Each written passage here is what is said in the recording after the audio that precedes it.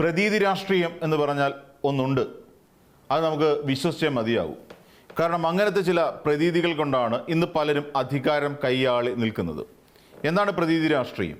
ഇവിടെ ന്യൂനപക്ഷത്തിന് എതിരായിട്ടാണ് ഇവിടുത്തെ ഇടത് സർക്കാർ നിലകൊണ്ടത് എന്നതാണ് പ്രതീതി രാഷ്ട്രീയം.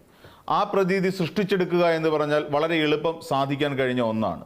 ചില ഉദാഹരണങ്ങൾ ചൂണ്ടിക്കാണിച്ചുകൊണ്ട്, ചില വ്യക്തികളെ ചൂണ്ടിക്കാണിച്ചുകൊണ്ട്, വെള്ളാപ്പള്ളി നടേശൻ എന്ന് പറയുന്ന SNDP യോഗത്തിൻ്റെ സംസ്ഥാന ജനറൽ സെക്രട്ടറി പറഞ്ഞ വിവരക്കേടുകൾ അത് ഇടതുപക്ഷത്തിൻ്റെ തലയിൽ കൊട്ടിയിട്ടുകൊണ്ട് ഒടുവിൽ ആ പറഞ്ഞതെല്ലാം CPM പറയിച്ചതാണ് എന്ന് പറയുന്നിടത്താണ് പ്രതീതി ഉണ്ടാവുക.